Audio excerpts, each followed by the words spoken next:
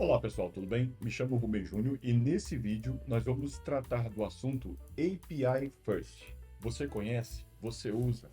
Acredito que nesse vídeo nós vamos abordar o conceito de API First e, ao final do vídeo, fique conosco, claro, você vai ver um exemplo prático de como você pode implementar um API First no seu time, no seu desenvolvimento, para que você possa tirar maior proveito do assunto, certo? Antes de mais nada, roda a vinheta.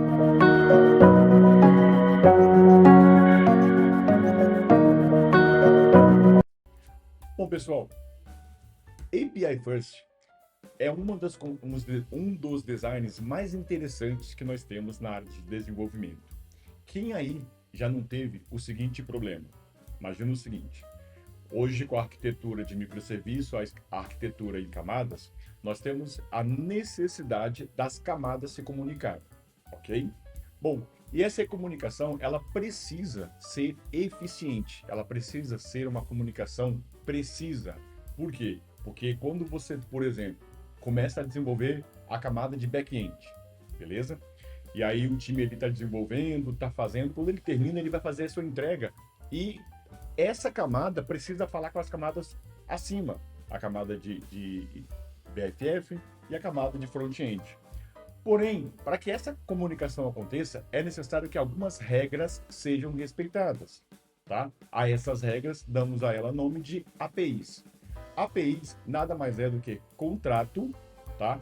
No qual nós determinamos que vai seguir seguintes princípios, seguintes regras, vai chegar seguintes informações para que nós possamos entender o que a pessoa, que a comunicação precisa, para que nós possamos responder, tá? Para isso nós temos aí, por exemplo, os chamados endpoints, que você passa os parâmetros e aí muitas das vezes esses parâmetros eles podem ser tanto na query quanto no body, no corpo da mensagem, a partir do protocolo do método post, tá? Pela query, pelo protocolo get, tá? Pelo método get. E algumas vezes é necessário que você passe essas informações pelo header da comunicação, beleza? E aí, a partir dessas informações que você entra, você recebe, processa e responde de acordo com a necessidade, beleza? Bom, aqui está um ponto importante. Normalmente, os times eles são diferentes, tá? Os times eles são o time de front, o time de back, e aí o time de back pode ser dividido em pessoal de BFF, e aí entenda-se como um Node, até mesmo Java ele pode ser feito como um BFF, e você tem um time especificamente de BFF que faz as comunicações mais internas, tá? Isso aí é um assunto para um próximo vídeo. Mas aqui o ponto mais importante é como fazer com que esses times trabalhem de forma isoladas, porém, no momento que eu vou fazer a comunicação, essa comunicação aconteça de forma transparente. É aí que entra o API First, tá? O que é o API First? O API First nada mais é do que colocar no centro da comunicação a negociação de como vai ser feito essa comunicação, tá? Pensa o seguinte, vamos lá. Imagina que você vai criar lá um microserviço, tá? E esse microserviço ele vai ter determinadas características, tá? Vai receber parâmetros x, y, z, vai receber no header o JWT, tá? Ou para poder fazer a comunicação e beleza. Até aqui, ok. Porém, esse serviço ele ainda vai ser desenvolvido, ok? E aí nós precisamos construir a interface, ok? Então, como que nós vamos fazer então para que a interface chame o microserviço que ainda está sendo construído? Entende o ponto? É aqui que nós vamos então aplicar o conceito do API First, tá? Então, assim, o que vai acontecer primeiro? Nesse conceito, nesse design, o centro da negociação vai ser como vai ser estabelecido esse contrato. Então, o time de back senta, o time de front senta, e ali vão desenhar, tá? Desenhar tanto a requisição quanto a resposta. Uma vez que o contrato ele foi definido, uma vez que o contrato ele foi preparado e todo mundo chegou a um acordo que é aquilo ali mesmo, o time de back pega aquele contrato, começa a desenvolver a resposta àquele contrato. Então ele sabe, por exemplo, que ele vai receber o parâmetro x, y, z, e ele sabe que tem que responder com base nisso w, j e y, por exemplo, ok? Tá claro? E o time de front, ele sabe que ele precisa mandar x, y, z e que ele vai receber uma resposta desse formato, nesse modelo, neste conceito. E aqui está o ponto interessante, pessoal, porque nesse cenário, tanto o time de back quanto o time de front parte para o seu desenvolvimento, tendo a certeza que quando eles terminarem as suas partes, eles vão conseguir comunicar de forma transparente, ok? E aqui o time de front, ele tem uma outra dificuldade, que é o quê? Que é fazer com que ele faça lá suas chamadas e essas chamadas tenham resposta para ele poder comportar a tela de acordo com o que ele precisa.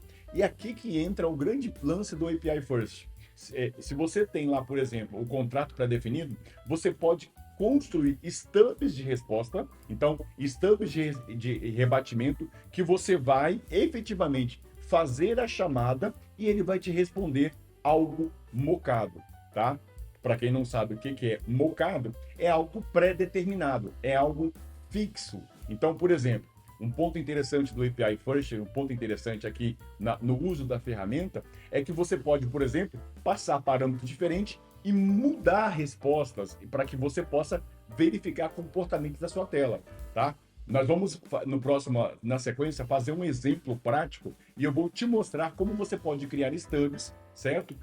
Para que você possa fazer o bom uso do API First. Então, primeiramente, vamos então fazer um breve resumo. O que é um API First? É colocar no centro da negociação, no centro do desenvolvimento, no centro do seu projeto, o contrato que vai ser estabelecido, quais são os parâmetros do contrato, e a partir daí você tem então a capacidade de criar stubs de rebatimento para o time de front-end e dar ciência ao time de back-end do que eles precisam, do que eles vão receber e do que eles precisam responder de acordo com aquela necessidade. E aqui, pessoal, pode ter certeza, se você souber usar bem o API First, você souber criar bem os stubs, é transparente, por experiência própria. Eu já utilizei isso em projetos, eu utilizo esse projeto sempre que possível. Isso permite que o time, eles tenham a sua independência, isso permite que o time tenha uma visão clara do que vai, do que volta. Isso se chama comunicação eficiente. Definições de contrato eficiente, você consegue ter resposta eficiente. Então, vamos então partir neste momento para a prática, que eu vou mostrar na tela como se faz essa definição e como você pode fazer uso de stubs para rebatimento, tanto para a camada de BFF quanto a camada de front-end. E, claro, dar ciência ao time de desenvolvimento do que ele precisa fazer. Ok? Então, segue com a gente no vídeo. Então, vamos lá. Então, nós vamos aqui nesse vídeo criar uma stub, tá? Onde nós vamos primeiro definir o contrato. Então, pensa o seguinte, o time de desenvolvimento, de back e front, sentaram à mesa e agora vão definir qual é o contrato que vai ser recebido. O que vai ser de parâmetro de entrada e o que vai ser de resposta de acordo com os parâmetros, ok? E aqui, então, a primeira coisa que nós vamos fazer é fazer essa definição, tá? Então, abri aqui o meu Sublime, certo? Então, primeira coisa é o seguinte, vamos pensar num cenário hipotético para ficar mais fácil aí o nosso entendimento, beleza?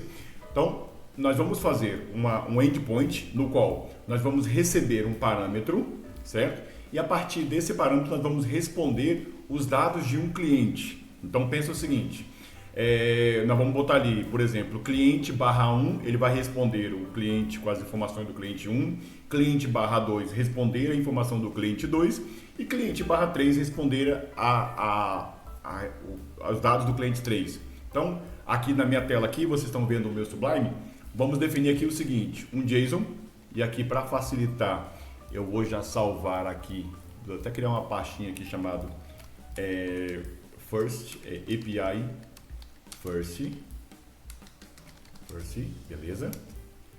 Então tá aqui o nosso contratos cliente. Um ponto importante aqui, pessoal, que nesse cenário aqui, é você, toda vez que você precisar de fazer essa modificação, não esqueça de botar o ponto JSON para ele entender, tá? Você precisar de fazer essa modificação, você Por exemplo, imagina que o time de front ele precise ali de uma informação adicional. Ele vem no contrato, altera e avisa para o pessoal de back. Ou melhor, senta, faz uma reunião, claro, óbvio. E ali, a partir daí, eles fazem essa comunicação. Ó, preciso de um parâmetro tal, preciso da informação tal na tela, beleza? Então aqui, vamos lá. Ó. Primeira coisa, nós vamos ter então o nome do cliente. Vou botar aqui, nome cliente. Vamos colocar aqui, cliente 1. Vamos colocar aqui, endereço. Deixa eu tirar aqui, vamos fazer seguir um padrão assim certinho, né, para ficar bonitinho. Endereço rua X do cliente 1. Beleza? Vamos colocar aqui o CEP. O CEP vai ser aquele famoso CEP 01.123-78456. E aí, vamos colocar aqui telefone. 011 987 65-4321. E vamos colocar aqui em cima também número da casa, número 135 123, vírgula. E vamos colocar mais informação, CPF. Então, o CPF do nosso cliente vai ser 123.456.789-00. Pronto. Aqui, então, nós temos os dados do nosso cliente 1, nós temos os dados do nosso cliente 2, e aqui, para facilitar, nós vamos colocar aqui 321, e aqui nós vamos colocar aqui, então, 65.423 traço 65432110. Pronto. 10. Isso aí. Telefone 765. Não sei nem se esse telefone existe, tá, pessoal? Não vai ligar para esse número não, vai dar problema pro meu lado não, viu? Pronto. 1, 2, 3, 4. E o CPF, vamos colocar aqui. Eu sei que tem a conta, alguém vai falar, ah, mas tem a conta, validação de coisa. Não é o caso agora, tá? Nós já estamos colocando aqui informações fictícias para que as pessoas, nós possamos ter o nosso stub aqui e o nosso cliente 3, tá? Cliente 3, vou colocar aqui 3, ó, 2, 3, 1, vamos inverter aqui, 5, 6, 2, 3, 4, 2, 3, 4, e aqui vai 0, 1, telefone, ó, 12, 9, daqui a pouco vamos fazer igual a música do como é que é? Daquele cantor sertanejo lá, que é do Gustavo Lima, isso mesmo, Gustavo Lima, que o pessoal ligou e tomou processo. Não é o caso não, pessoal, pelo amor de Deus, não vai me fazer caquinho não. Bom, beleza. Então temos aqui os JSON, tá? Montados. Agora acontece o seguinte, vamos lá. O que nós precisamos de fazer? Nós precisamos de ter um mock, tá? Para que esse servidor mock ele receba a requisição e na sequência ele tenha lá os endpoints que ele vai bater, tá? Nesse caso aqui, ó, vamos lá, ó. Nós vamos utilizar aqui o que eu gosto muito, que é o Postman, tá? Então aqui, primeira coisa que eu vou fazer é criar um novo workspace, ó, criar um novo workspace. E aqui, ó, eu vou dar o nome do workspace do canal do Rubão. Olha que maravilha. Canal do Rubão, se você ainda não conhece, basta aí você conhecer. Eu vou colocar aqui personal, tá? Então, exemplo de stub para poder implementar API First. Beleza? Criado aqui. Então, aqui está o nosso workspace criado. O que nós vamos fazer então? Primeira coisa, nós vamos criar uma collection. Então, criando aqui uma collection, nova collection, cadê? Ó, create a collection, desculpa. Qual vai ser o nome da nossa collection? Exemplo API first. Beleza? Então tá aqui. Bom, na sequência, nós vamos então acrescentar aqui dentro dessa connection a primeira request, no qual essa request aqui vai ser chamado request rec cliente. Beleza? Qual vai ser o tipo, o protocolo que vai ser utilizado? Nesse exemplo aqui, ó, eu vou utilizar o GET. Então, primeira coisa aqui, ó, barra cliente, barra dados, barra dados. Beleza? Então tá aqui, barra cliente, barra dados. E aqui, então, nós temos o nosso GET para ser executado. E aqui tá um ponto interessante. Olha só. Você vai vir aqui e vai adicionar um exemplo de resposta. Observe que ele já trouxe aqui. Então, nós vamos chamar esse exemplo de resposta 1. Beleza? Dados cliente. E aqui, ó, eu vi aqui, copiei essa URL, coloquei no meu exemplo, certo? E vou chamar de 1. Ok? E qual que vai ser a resposta do cliente do stub 1, pessoal? Olha só. Tá aqui, ó. Resposta 1. E aqui está um ponto importante. Qual o tipo de resposta? Vai ser um JSON, tá? Observa aqui, ele já fez a validação. Então, toda vez que eu chamar cliente dados 1, ele vai responder isso aqui, tá? Vamos colocar então na sequência mais um exemplo. Ó, 2. Nesse cenário, olha só, vai ser o resposta do cliente 2. Qual que é a minha resposta ao cliente 2? Então tá aqui, não pode esquecer de mudar aqui. E por último, não menos importante, ó, vamos adicionar aqui o terceiro exemplo, tá? Então é o terceiro exemplo. E aqui vai ser, ó, pegando novamente o get, colocando aqui, pegando então a nossa resposta do cliente 3, colocando aqui, mais uma vez, não esqueça de formatar. E aqui será 3. Então, ó, resposta 1, resposta 2, resposta 3. Temos aqui os nossos requests e response criados. Então aqui, ó, request, response.